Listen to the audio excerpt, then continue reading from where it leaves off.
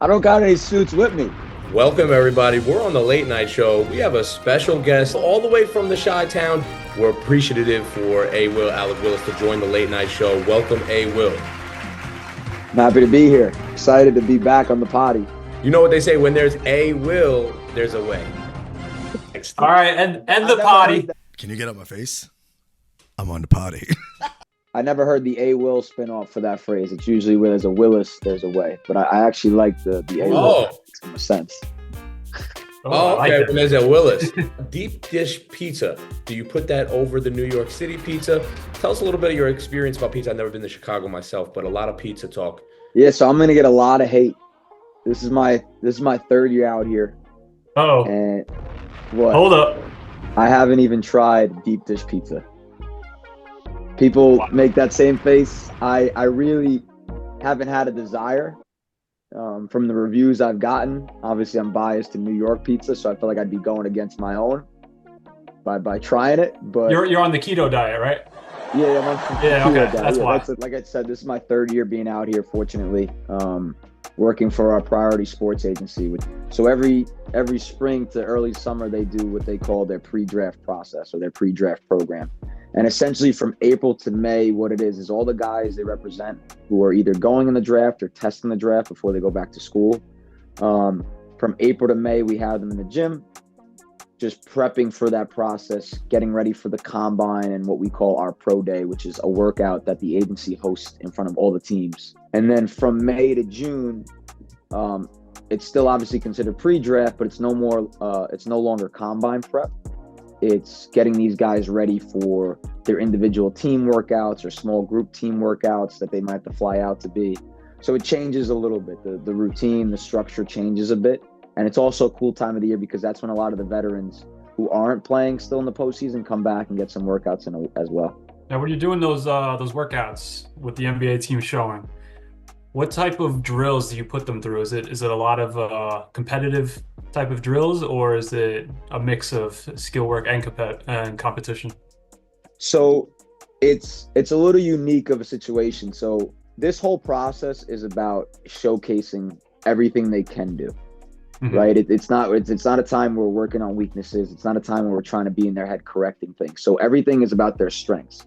So their strengths essentially lead to money, right? Contracts, deals, things down the line. So we have to be pretty delicate with how we handle that situation. So believe it or not, Priority's the only, or at this point, maybe one of few who actually plays on their pro day. Other agencies see it as a potential risk. Obvious reasons, guys may get hurt, guys may not perform well, which we get. And in some situations, like everyone we represent plays, like there's some situations where it's a lottery pick that there's no point in playing. He'll sit out. But yeah, so to answer your question, Bri, it's really just the sense that we want to get a lot of shots up to show that they can knock down shots.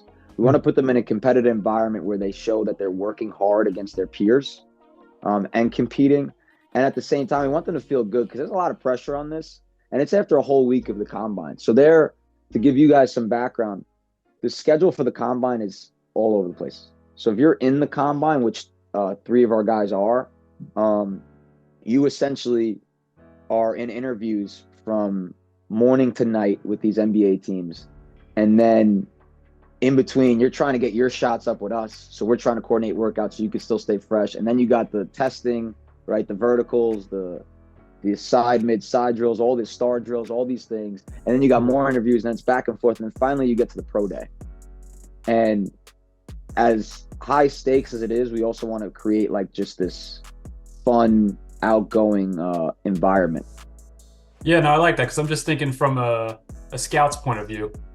If they're coming to watch someone that they have their eye on, we want to see them compete a little bit, see what they can do competitively in terms of why are we questioning them, and then seeing if they can answer that question in this workout. So I'm just thinking, I think it's good that you guys do that.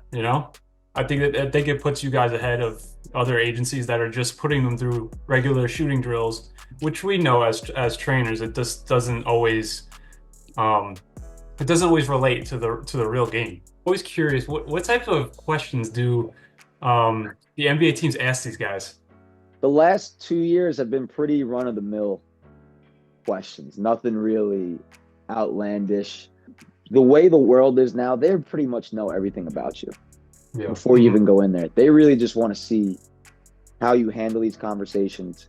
It's kind of like for instance, if I'm talking to my girlfriend and she asks me a question, odds are she already knows the answer to it. So I better be like honest, right? So it's kind of like that. They're asking these questions they just want to see if you're honest. They want to see if you're easy to talk to, because look, less than 1% of these guys go in and transform these teams. So they just want to see how you may complement a room and really just fit in. It sounds like just like a regular job interview, honestly. Yep. That's a good point. But if you think about it, the NBA does have an entertainment aspect to the brand. They're seeing who they can bring on the Target commercial, the Disney voiceover animation, potentially. Talk about impact right away. Zach Edey, Rookie of the Year contention, right? He didn't win it, but he was up there. He's one of my favorites from Purdue. You spent some time with him last year. Was there anyone else besides Edey obviously standing out to you? I mean, physically, he's 7 foot, whoever, and whatever. But let's talk about standing out from hey, this guy might be good in a couple years perspective. Give us a little behind the scenes from some of these athletes that you've been around personally at Priority, and how do they stand out to you and catch your eye? Well, so it's funny because you're literally in the gym with these guys who are just trying to crack that 1% of basketball that we've all come to love. And there are guys who just like on any given day, like have their moment where you're just like, wow, that guy stood out. Like Zach Edey's obviously at the forefront in the sense that everyone knew who he was going into it. So the expectation is how consistent is he going to be in doing it every day? And he was lights out. Like when he got drafted, I believe it was 10th. Like I wasn't shocked. Like some team, not teams, or some people on social media tried to paint this picture that he was just another 7'4" guy who wasn't coordinating this, and he was not that. And I remember thinking about it during that NCAA tournament run he went on the last one, where I think like from the Sweet 16 on, like he led the tournament in like on the floor, like loose balls. Like that's not like a standard 7'4". So right away you knew he had that dog in him. But as far as like who stood out, like I said, any given day, a lot of them like could stand out. Like I'm trying to think of moments in particular. Or guys, there's a guy playing right now, Quentin Post, who was with us, and he was actually banged up for a good portion of the pre-draft process, had a injury on his quad. So you really didn't get a chance to see it, right? You saw how he moved a little bit in drills as he was working his way back, how he could shoot it. And now he's playing playoff minutes for the Warriors. And he's someone who came out of Boston College, had hype. Everyone knew he was good, but didn't have like all this other hype. And he's really doing well. Obviously, you got the guys like Tyler Kolek, who is a phenomenal basketball player. He's with the Knicks, but they're a tremendous team, right? So he's not getting, obviously, the minutes that every young guy wants, but he knows he's a part of this like really good team, which helps because you're learning a lot. But yeah, I could go down the list. Like Brandon Carlson had a great year with the Thunder. He played for them, and that's a loaded team, right? So just to make the roster and just be a part of that is really cool. And then you got Kyle Filipowski, who's another guy who's going to be probably an all-rookie guy. And just go on and on. Baylor Shireman wasn't with us the whole pre-draft process. He was doing his own workouts, but he came in for a week on, week off, and really just set the tone. And he's a guy who I think went 30th to the Celtics. And it was basically in and out of their roster all year. So, like, these guys are just top level. Like, for instance, like we played ones today, so they're all going head to head. And I could say the same thing for last year. And each one is dominating at a different point, different level, different spot, give or take the day. The guys who got invited to the combine are Ryan Kalkbrenner out of Creighton, John Tonje out of Wisconsin, and then Con Knipple, who's projected to be a lottery pick. What's the nickname with Connor Knipple? He's one of my favorites. He's an NBA player, and I think a lot of casual fans behind someone of the like Cooper Flagg, you really couldn't notice, especially with his injury this year, when he came back and how influential he was to this Duke team. Connor Knipple, man, he's a dog. Well, he is, and that's why it's always exciting when you get just more guys in the gym. He does his own thing, right? He's got his guys he works out with, which is part of this process as well, just juggling that fact and guys coming in and out. But he came in and got right to work, right? You could tell like he's a lottery pick. Like there's no questions about it. Like he's that good. And then some other guys rattle him off, just like Caleb Love out of Arizona, super awesome guy, really good basketball player. Like just checks off all boxes. Jaden Akins from Michigan State, Bryce Hopkins, who's transferring to St. John's. He's working out with us just because he's with the agency, so he's not going in the draft, obviously, but he's just working out with the guys. Alex Caravan, who just recently decided to go back to UConn, which I'm so happy for him. I think it's going to be a great last run for him. It's his senior year. That dude is going to get his jersey retired for UConn. He's got 2 national championships, trying to get a third in 4 years. You got Stephen Ashworth, Creighton point guard, who's another guy. Like he got into town like a few days ago and just right to work, land on his flight, and we get shots up. Like this is the mentality like these guys have. And one of the guys said to me today, he goes, "Wow, I really like feeling like this is like in a good way, like a 9 to 5. Like our mornings are mapped out. They get their lunch. The afternoons are mapped out, and then they pretty much punch out." And then I said to him, I said, "Yeah, there's pretty worse 9 to 5s to have, right?" And he laughed and stuff because this is just like this is what they live for, and it's been great. Now, only 106 players entered the 2025 NBA draft, which was down from 363 in 2021.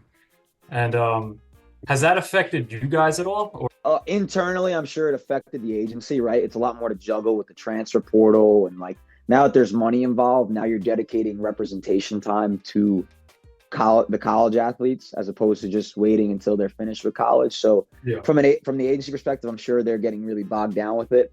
As far as what we do, no, because we have the college guys coming anyway. So even if they were going back, it doesn't really affect it.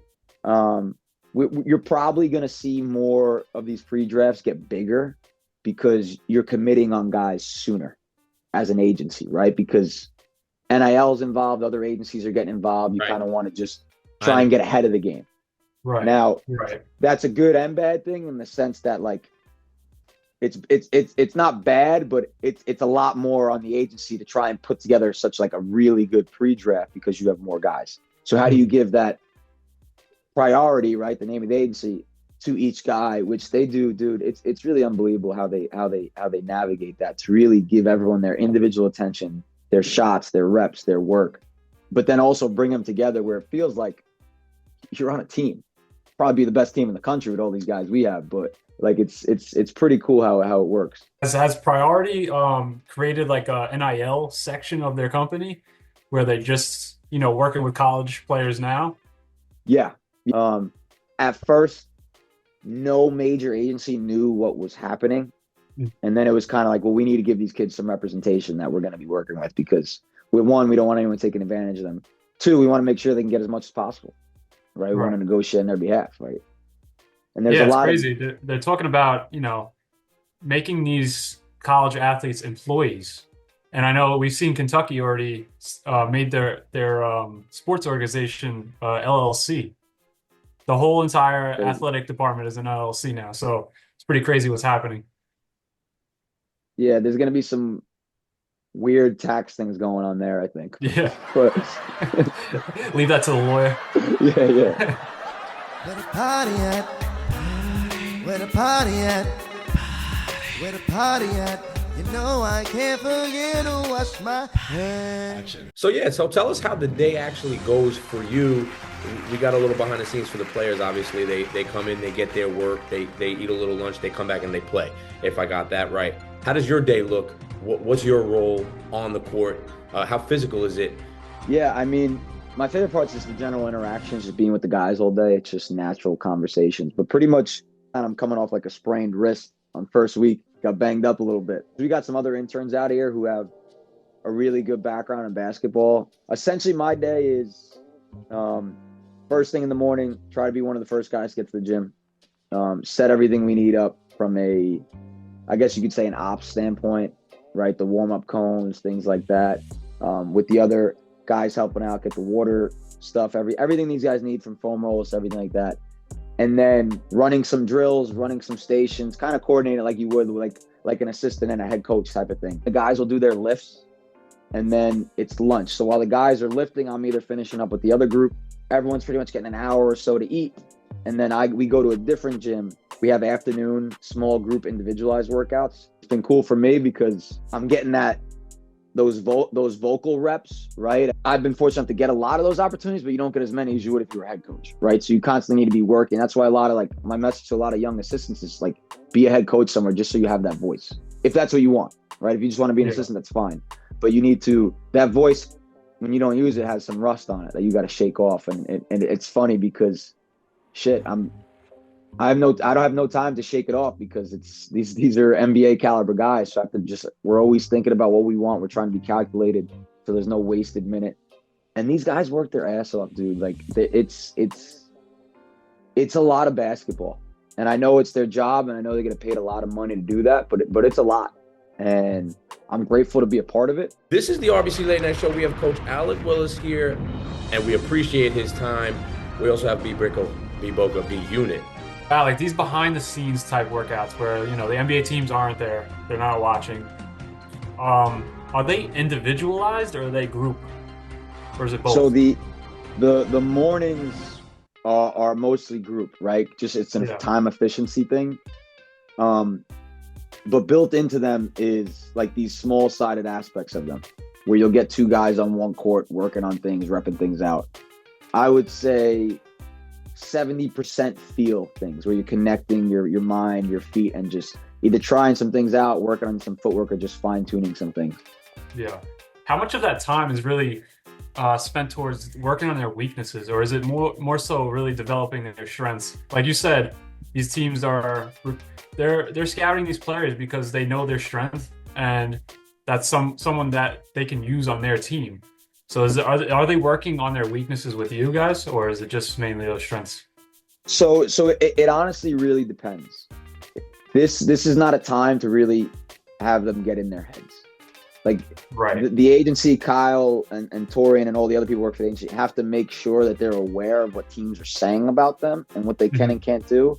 When it comes time to be on the court, it's really just maximizing their strengths for the most part, because the best way I put it is we're building everything towards this pro day / combine.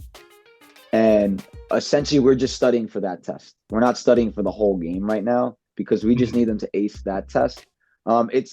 It's not an easy thing for people to understand, especially back home when you talk about it, because everyone obviously has an opinion about things. Oh, this guy should be shooting this way. This guy should do this. It's not really about that. I used to have college coaches say to me in showcases, this is no time to you to show that you could do something you're not comfortable doing. Just do what you can. And that's it. And it simplifies the game a little bit. If you're a quick guard who just goes by people, then do it every time. Right? Mm-hmm. Don't try and mess around. Don't try and show something you're not. Just really just thrive in what you are. And then every now and then, naturally, that will happen where some aspect of you that teams didn't realize shows itself, but it shows itself from the perspective of who you are. Right? It's not changing lanes. It's just you going a little faster in your lane or just adding a little bit to it. Now, you said you sprained your wrist a little bit. Were you were getting after it a little bit? You were throwing one-on-ones? I know you start to get competitive when you're on the court. Dude, I don't. It is not a good story. It is a bad look. I don't even know how I did it because in the moment, nothing happened. So we're doing these drills where we're doing these shooting drills where essentially we're putting the defense who has these contest sticks. I'll give RBC Network the side view. When I was holding these things and I point them to contest. Yeah. When I went to pull it back, I guess someone hit it and I got that resistance. And I thought I was fine. I didn't think anything of it. So then I lifted that day and I woke up the next morning just swollen. We have this PT guy who's in the gym, not all the time with us, but adjacent to us. Mm-hmm. First week he was no, you'll be good by Friday. Next week he was no, you really messed that up.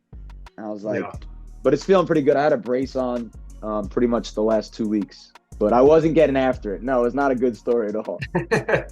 Does the agency let you play like these guys one-on-one ever, or is it more like you can't play the one-on-one because they're gonna get hurt, or if that does happen, like it's no. I mean, they mostly play against us, right? Okay. This year, obviously, I haven't been playing as much because we have some better younger guys here who could do that. Right. In the past, I've played because it's all hoopers, right? So we know what plays to not get under them on, not try and chase, not try to prove something because this isn't about us. But they let us get out there because it's really the only way they could simulate reps. Like I would say they could cook us at 70%, and that's the wheelhouse you want to be at to learn and try some things out. I think strengths, another word for that is roles. And that's the only message for the young kids that I've been trying recently, especially in the AAU circuits. Just be yourself and try and identify your role, aka your strengths, your role ASAP. For me, it was like 9th, 10th. I really got an understanding of if I wanted to be at the higher levels, this is who I am. But even at the college level, what do you see in the player's mind at the college level too about their roles? I want your thoughts on that as well, Coach. Yeah, so I think it's obviously a juggle, right? Because I'm coaching and I'm working with guys from a player development standpoint. I think the biggest things and maybe the hardest things to juggle is player development, role optimization. Those don't always overlap. Mm-hmm. Might be two separate things. And not that it's so black and white as this, but I always say preseason is really time for you to start fine-tuning that role, like starting that role optimization mindset. Mm-hmm. And then the season is obviously thriving in that, right? It's not I have to try and be something I'm not when the season starts. It's a little too late. But off season, you could do that player development thing, and you could obviously work on things for the younger guys during their season and stuff like that. But the other thing I would say is, and look, I get it. A lot of kids have played for their parents. I know I benefited for it. Or the same coaches, I should say. But one of the hardest things to overcome is playing for the same coach. So if you really feel like you're not growing in a role that you feel like you should be, or finding that right role for you, one, you got to do some self-assessment. Are you actually that good? Are you actually putting the work to be that? And two, it's very hard to change in front of your family. You have to be real yourself, and you have to test yourself in a way that allows you to evaluate yourself daily, and understand that a coach is trying to win. Just because they're putting you in this role doesn't mean that they're trying to shrink who you are. Maybe they feel this is the best opportunity for you to thrive right now, which also helps our team. But do this, right? Dance beautifully in the box that you're in. Almost like an actor. Let me stop you there too, because roles are important, and I appreciate the insight behind that too, because that's kind of what these guys are getting hired for, especially at the level you're at now. But even in coming out of high school for a college coach, you're looking at a guy in high school who you can apply in this position that will thrive in this position. And that's something I struggled with until I understood, wait, okay, this is my best role. Because I think even as an actor, look at the roles that certain actors do get. Like you can look at Liam Neeson and see, okay, Taken makes sense. Don't forget you're on the RBC Late Night Show. We want to thank all of our sponsors, which is zero at the time. But let your voice be heard. For against fouling up 3. I'll X that for you guys. Fouling up 3. How much time is left? Oh, that's the number one question. 14. No. To play defense the right way. We've had conversations with myself and players all the time. I ask players, you want to foul? I'm very open, but I don't like to foul. If I have to be for it, it makes sense though. If you're gonna foul somebody and they only get 2 free throws, then why not? There's 14 seconds. Am I for or against it? I don't know, but I do think the NBA is gonna get to a point where they have a conversation about getting rid of the fouling up 3 thing, because and I know it's gonna be a hard discretionary thing, but the entire NBA rule book is discretionary. But knowing the situation, knowing you're up 3 with 14 seconds left, let's say, or 10 seconds, knowing you might do it, I think it's similar to a take foul. And we're going to understand the situation that's currently happening, and we're going to know basically what you're doing here, especially if you're 94 feet away from the basket. Do I think it's good or bad? I don't know. As a fan, I think it'd be exciting if they got rid of the thing, because it just gives more chances for teams to tie it or win it. But Right now, it's biting teams in the butt, so I don't think the NBA cares about getting rid of that. But I'm actually curious to see, and I don't know the exact challenge rules, what I could foresee happening if you're still allowed to challenge with like under a minute left. I forget how the rule works. If you saved your challenge up to that point, and they do one of those, they know you're fouling and they shoot at things, and then they challenge the continuation of it, because a lot of those sometimes look like shots. Yeah. So I'm curious how they deem gathering in the paint is different than on the perimeter. It's like, we appreciate Coach Alec Willis joining the RBC. Tune in next week, hopefully, when he comes back every week. I'm just kidding, but we appreciate your time, Coach A. Will. Love you guys. Appreciate it. Whenever you guys call me back, I always love chopping it up. Looking like we out in the deep end. Looking like town for the weekend, yeah. I'll be heading southbound if you need it, yeah. I can say my files, but don't leak shit, yeah. I'm just sitting my stride.